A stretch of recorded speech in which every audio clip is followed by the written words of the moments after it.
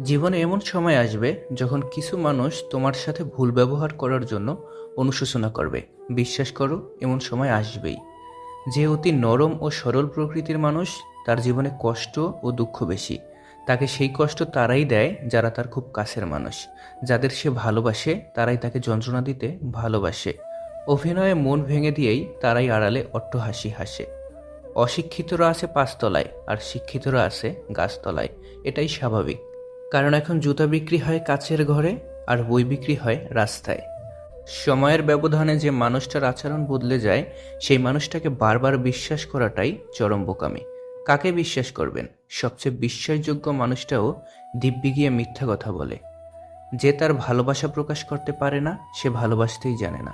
মায়ের কোল আর বাবার হোটেল থেকে বের হয়ে দেখুন পৃথিবী কত নিষ্ঠুর।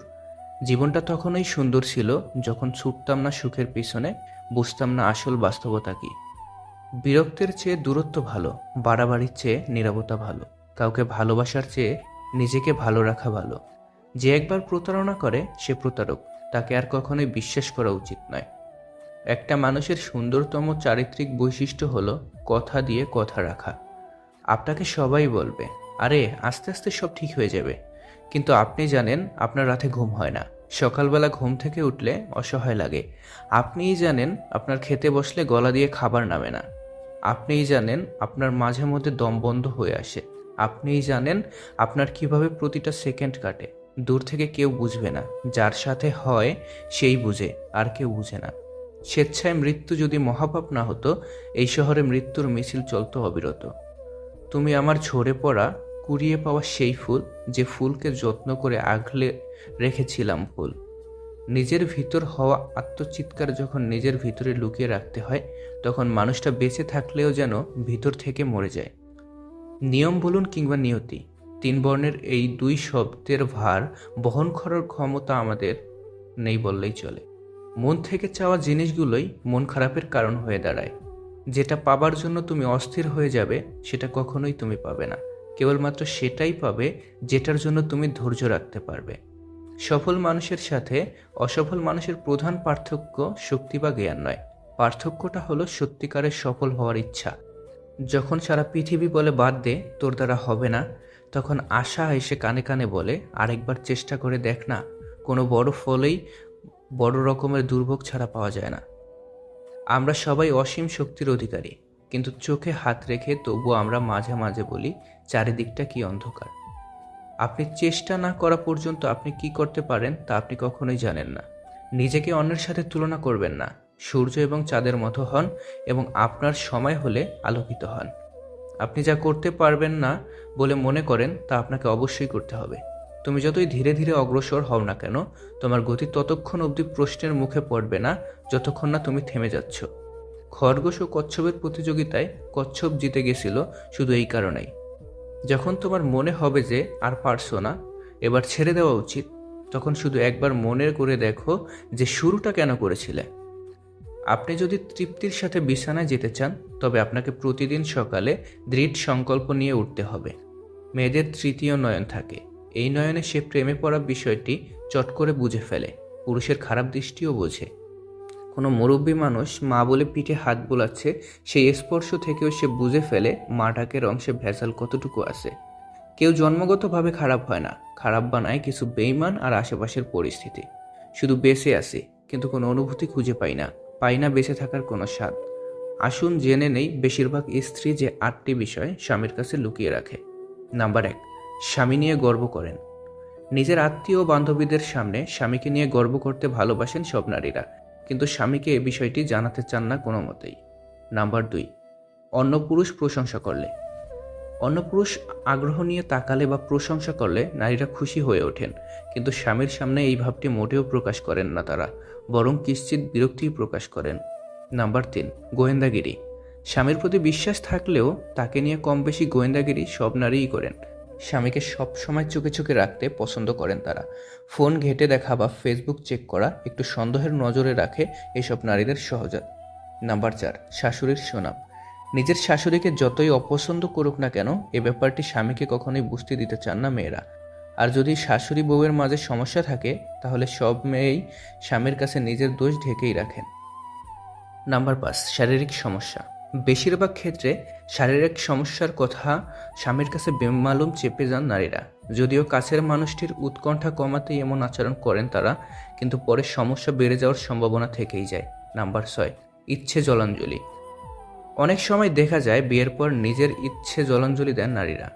কোনো বিষয়ে স্বামীর সঙ্গে একমত না হলেও প্রতিবাদ করেন না, অন্যের কথা মতো ওঠেন বসেন বহু ক্ষেত্রে। নাম্বার 7, শারীরিক সম্পর্ক। শারীরিক সম্পর্কে সন্তুষ্ট না হলেও স্বামীকে সে কথা জানতে চান না মেয়েরা, ভয় পান স্বামী হয়তো দুঃখ পাবে। নাম্বার 8, সংসার খরচ। সংসার খরচ থেকে বাঁচিয়ে টাকা জমানোর অভ্যাস রয়েছে নারীদের, অন্য কাউকে এ ব্যাপারে জানান না, দরকারের সময় অবশ্য নিজে থেকেই সেই টাকা বের করে দেন। মানুষ তার স্বভাবের কারণেই মন থেকে উঠে যায়। যার স্বভাবে মিথ্যা এবং প্রতারণা লুকিয়ে থাকে সে কখনোই মনে জায়গা পেতে পারে না। হাসতে কার্পণ্য করবেন না, কারণ আপনার জন্য মন থেকে আপনি ছাড়া আর কেউই হাসতে চাইবে না। সফল মানুষ কখনো সরল হয় না, কিন্তু অনেক শান্ত থাকে। অপমান করতে যোগ্যতা লাগে না, তবে সম্মান করতে শিক্ষা লাগে। মন পরিষ্কার রাখুন, কারণ শেষ হিসাবটা অর্থের নয় কর্মের হবে। নিজেকে নিজেই সামলাতে শিখো প্রিয়। এই শহরের মানুষ আবহাওয়ার মতো পরিবর্তন হয়।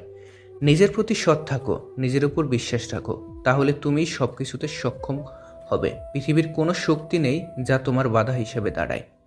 মনে রেখো, তোমার বর্তমান অবস্থায় শেষ গন্তব্যস্থল নয়। অসাধারণ কিছু আশা এখনো বাকি আছে। জীবনে কখনো কখনো একসাথে অনেক কিছু হারিয়ে যায়, সম্পর্ক, স্বপ্ন আর আপনজন।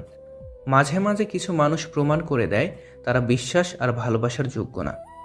মানুষ কখনো ইচ্ছে করে বদলায় না। কিছু মানুষের অবহেলা, কিছু স্মৃতি এবং কিছু অনাকাঙ্ক্ষিত পরিস্থিতি মানুষকে বদলে যেতে বাধ্য করে। প্রেম ভালোবাসা যদি খাঁটি হয়, খালি পকেট আর কুঁড়ে ঘরেও সংসার সুখের হয়। আমি তোমাকে ভালোবাসি বলার জন্য কোনো স্পেশাল দিনের প্রয়োজন হয় না। যারা সত্যিকারে ভালোবাসে তাদের কাছে প্রত্যেকটা দিনেই ভালোবাসার দিন। শুধু দাঁড়িয়ে নদী দেখতে থাকলে আপনি কোনোদিনও সেই নদী পার হতে পারবেন না। পার হতে হলে আপনাকে অবশ্যই সঠিক পদক্ষেপ নিতে হবে। সমস্ত শক্তি তোমার ভিতরে বিরাজমান রয়েছে। নিজেকে কখনোই দুর্বল ভেবো না। ওঠো, নিজেকে জাগিয়ে তোলো, নিজের ভিতরের শক্তি চিনতে শিখো। তারপর দেখবে জগৎ একদিন তোমার হাতের মুঠোয়। কেউ যদি তোমার জীবন থেকে সরে যেতে চায় তবে তাকে যেতে দাও, কখনো বাধা দিও না। মনে রাখবে, নদীর স্রোতও কিন্তু বৃষ্টি হয়ে ফিরে আসে। নিজেকে যদি শক্তিশালী করে তুলতে চাও তাহলে একলা কিভাবে থাকতে হয় শিখে নাও। তুমি যদি হাল ছেড়ে না দাও তবে এখনও তোমার সুযোগ আছে। হাল ছেড়ে দেওয়াটাই সবচেয়ে বড় ব্যর্থতা। জীবনের কঠোর অভিজ্ঞতাগুলো যখন তোমাকে ঠেলতে ঠেলতে সবচেয়ে পিছনের দেওয়ালটাতে নিয়ে গিয়ে পিষে ফেলার দেওয়ার চেষ্টা করবে, তখন তুমি যদি হাল ছেড়ে দাও তবে জানবে যে জীবনের আসল পরীক্ষায় তুমি হেরে গেলে। পৃথিবীর সব সমস্যার একটা সমাধান থাকেই। নিজের ভেতর প্রচুর জেদ তৈরি করুন। যেখানে হোঁচট খাবেন সেখান থেকেই উঠে দাঁড়ান। জীবনে ঝড় আসবেই, ব্যর্থতা থাকবেই। জীবনের সবচেয়ে ভালো জায়গায় যেতে চাইলে জেদ করতে শিখুন, নিজেকে ছাড়িয়ে যেতে শিখুন। আপনার সাফল্য নিশ্চিত। ভয় পাওয়ায় দোষের কিছু নেই, কিন্তু ভয় পেয়ে পড়ে থাকলে চলবে না। তোমাকে উঠে দাঁড়াতে হবে, ফাইট দিতে হবে। হেরে গেলে আবার নতুন উদ্যমে সব শুরু করার উদ্যম করতে হবে। কে কি বলল তাতে আপনার কি? কারো কথায় গুরুত্ব না দিয়ে ছেড়ে দিন। নিজের জীবন কিভাবে কাটাবেন, কী কাজ করে ভালো থাকবেন তা আপনার একান্ত ব্যাপার। আপনার জীবনে সিদ্ধান্ত নেওয়ার দায়িত্ব অন্য কারো হাতে কখনোই দেবেন না। সকল অর্জনের প্রাথমিক ধাপ হচ্ছে ইচ্ছা। লোকের কাছে তারাই সবচেয়ে খারাপ যারা সর্বদা উচিত কথা বলে। জীবনে সমস্যার প্রয়োজন আছে, সমস্যা আছে বলেই সাফল্যের এত স্বাদ। টাকা থাকলে ভালোবাসা, বন্ধুত্ব, আপনজন, প্রিয়জন সবাই খোঁজ নেবে, কিন্তু টাকা না থাকলে খোঁজ তো দূরের কথা, কেউ চিনেও চিনবে না। মা হলো একমাত্র ব্যক্তি যিনি আপনাকে 9 মাস পেটে, 3 মাস কোলে আর সারা জীবন হৃদয়ে বহন করেন। বিশ্বাস করাটা ভুল নয়, বিশ্বাস নিয়ে খেলা করাটা ভুল। কিছু মানুষ আপনাকে ছাড়বেও না আর ধরেও রাখবে না। আপনার সাথে এরকম আচরণ করবে যেন আপনি নিজেই তাকে ছেড়ে চলে আসেন। যেন সাপও মরে, লাঠিও না ভাঙে, দোষটা যেন আপনার কাঁধেই পড়ে। ভালোবাসা দাও, সেবা দাও, সাহায্য দাও, সব দিয়ে দাও, কিন্তু সাবধান, বিনিময়ে কিছু চেও না, তাহলে শুধু দুঃখই পাবে।